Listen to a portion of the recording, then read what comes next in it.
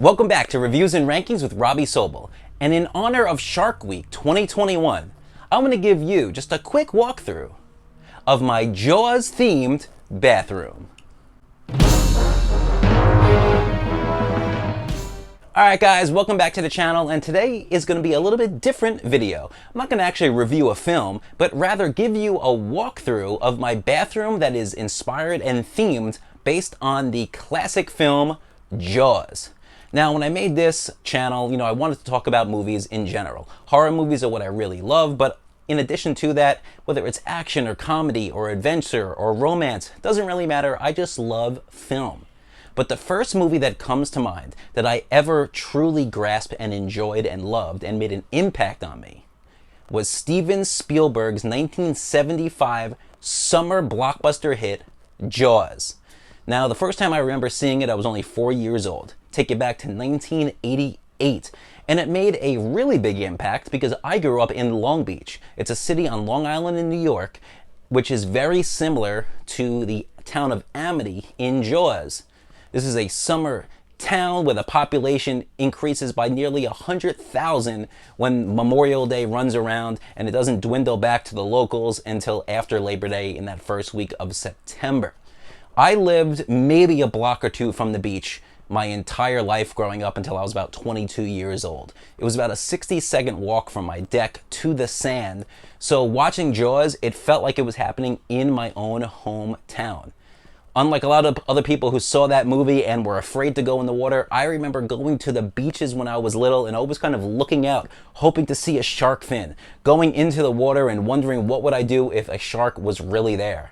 I thought of myself in the shoes of Martin Brody, the chief of police in Amity in the film Jaws. I would swim underneath pretending I was Matt Hooper, and I would envision myself fighting the shark like I was Quint. So Jaws, it's safe to say, made a masterful impact on me. At some point down the line, I'm going to do a full retrospective review on not just Jaws itself, but also all three sequels, the Peter Benchley novel that the movie is based on, and everything else that kind of surrounded Jaws and the impact that it's made in the 50 years almost that it's been around. Now, in addition to owning the film on VHS and DVD and Blu-ray and digital, I have so much other memorabilia related to Jaws that I want to show to all of you. And while my main room here is decked out in horror films, my living room has all the other genres, I wanted a room itself to be dedicated solely to Jaws. And I picked the bathroom, why not? It's a beach theme and it looks pretty cool. So if you guys want to come and join me as I show you my bathroom inspired by Jaws. Alright guys, here is the Jaws themed bathroom. There's a lot of cool stuff in here. So this first up is a drawing that my daughter Malia made for me about a year ago or so, I'd say. As you can see, this is her kind of recreation of the Alex Kittner death. You can see a little bit here, it's a little light, but that's him on his yellow raft and Jaws eating him. Bit of his leg there. That shark is being screamed and yelled at from the shore. Jaws has always been a huge influence in my life, an absolute favorite film of mine without question, number one. This was a few years back when we did a little Jaws marathon over the summer. I believe this was in the summer of 2019.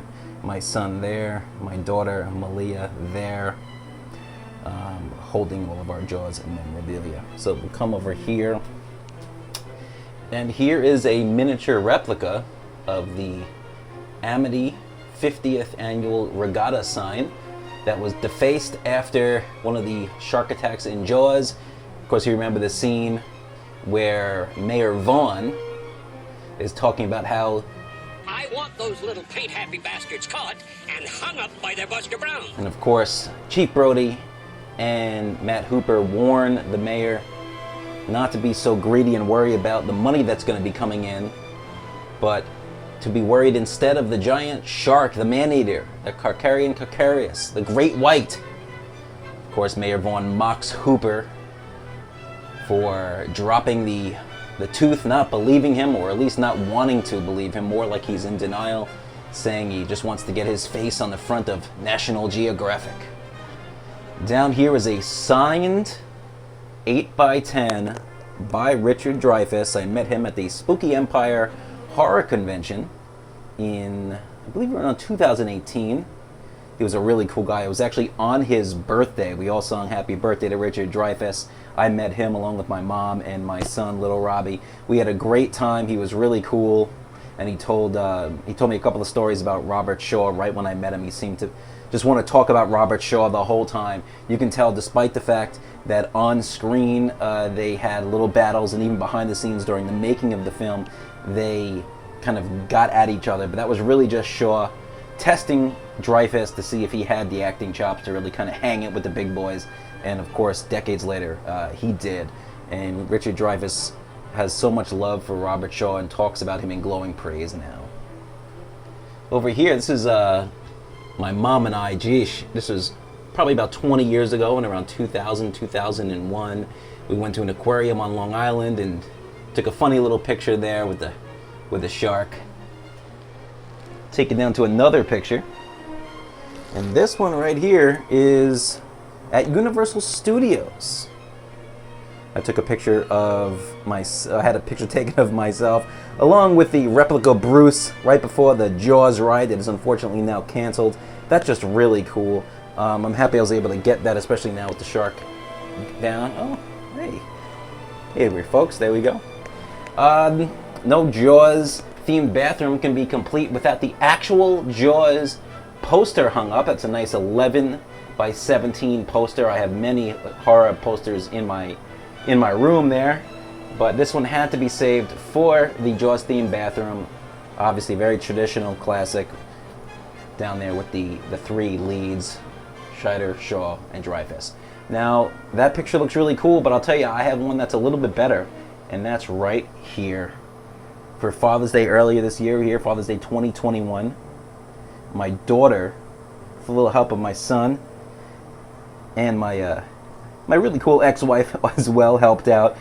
My daughter painted a canvas for me, obviously, as you can see, very similar to the Jaws poster. That's what they were going at. It says, "You are Jawsome," with Bruce, the shark, of course, going up against Chrissy Watkins there, mimicking the opening scene of the film. Now we're going to come back on this side, and this is a really cool piece. I got this earlier this year at Spooky Empire. It's the Amity Island Daily. It's this kind of a mock fictional newspaper clipping, as if the attacks in Jaws were real. You can see Quint, Brody, and Hooper. Of course, the shark there as well. That's really, really cool. Here are some more pieces. Now this looks like a Jaws VHS, but it's actually a nightlight. I believe I can turn this on. It should still work here. As you can see, pretty cool stuff. Lights up and whatnot. Jaws birthday card as well. And that's just my little daughter there. Throw her in here. This here is a wooden craft, and I got this at a farmer's market here in Orlando. I think this was only $5 or $10. I think only $5 for this piece. And I mean, it looks really nice. It's well done. Sweet piece here to add to the bathroom collection. And you know, a lot of times you just kind of want just little extra pieces just to kind of offset the beach theme. The candle here, little seashells that were painted by this little lady, my daughter. This little replica toy shark. This is a really cool hat with the bite marks on it as well. We'll come down here. This is a Jaws bookmark that I got from my daughter as well. Another shark here. This one, I believe his mouth actually moves a little bit. Here are the novels. If you spend your time on the bathroom and you need something to read and you left your phone inside, Jaws 1, 2, and 4, Jaws the Revenge. There was actually no novelization of Jaws 3. If there was, you can bet that it would be right there with the rest of them. When I was in 9th grade, actually, I did a book report on Jaws and read that novel, and it was It's really, really good. There's a lot that was in this book that was cut out for the film, and rightfully so. There's a big subplot for why Mayor Vaughn and his buddies are keeping the beaches open despite the shark attacks, because the town had owed money to a local mafia group, so they needed that cash and they needed the money to keep coming in despite the shark attacks. And there was also this really weird subplot of Matt Hooper starting to have an affair with Ellen Brody that really just wouldn't have translated or made much sense for the film, so I'm glad that they cut that out. Now this is a lighthouse, and this is really cool because in Jaws 2, of course, they talk about going to the lighthouse, and we see a lighthouse in the film. So to have that here in the bathroom as like a little nod to this Jaws 2, that's really cool. A beach-themed picture, that's my mom with my son on a beach in Long Beach on Long Island, which is a very similar town to Amity. I grew up there, like I had mentioned. In the summertime, the population is about 130, around 130,000, and in the other seasons, it's only about 30,000 or so. So the city, We need summer dollars. just like Mayor Vaughn mentions in the film, and this here is a piece of the boardwalk on Long Island, in Long Beach. Kind of like just a little nod here, kind of feeling like it's always there with me. These are just other beach themes, little sandals, candle, and an anchor. This is actually a 2-liter Pepsi bottle that was transformed here into a shark when my son was about 4 or 5, I'd say around 5 years old. He had a report in kindergarten here where he had to turn a bottle into something, and we picked Jaws, Bruce the Shark. So I've kept it all these years, and I'll probably never get rid of it. Down over here is the Life Magazine 45th Anniversary magazine. I'll take this over here, flip through it just for a moment. You can see Mr. Spielberg there. This is really a nice piece. If you're a Jaws fan, anything like this is nice memorabilia and a nice look back. And even if you have seen all the documentaries that are available, whether it's on the Blu-rays and DVDs or just independent of it, it's always nice to have something in it written, just to sit back and read. This is a really nice magazine. Of course, Chrissy Watkins there. The no swimming beats sign. Oh, speaking of that, I believe I should have turned this down. Look at that. Reversible. I like it with the regatta though. Taking this over here though, this is a Jaws puzzle, 500-piece puzzle that I got not too long ago, I believe on Christmas. Who knows if I'll ever open it? If I do, and I'll probably put it on the wall in this bathroom, but for now, the wall is going to be occupied by this. What a beautiful drawing. I wish I knew who the artist was. I can't remember offhand, but this is a beautiful handwritten stencil drawing of that iconic shot of Brody throwing the chum into the water. Look at that detail. Chief Brody, Roy Scheider. Wow, what a brilliant actor, what a fantastic performance. Really, he's the character that we're supposed to kind of relate to. You know, Quint is rugged, and Hooper is the polar opposite. He's a city boy, counting money all of his life, but Brody is the everyday man. So. And this looks like kind of a submarine mirror. But that's the Jaws themed bathroom. I'm always adding to it all the pieces. And of course, during the pandemic, everyone was getting masks. I had a Jaws mask there as well. So I think out of everything in here, you know, that Jaws picture is something that I was very happy about with my daughter, and of course just the reminder of my kids and I.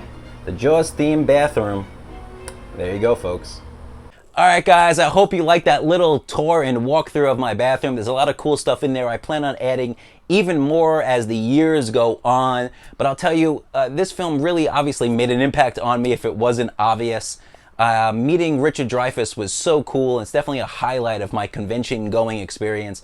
But I'll tell you, the coolest thing about it is being able to share that with my daughter and with my son.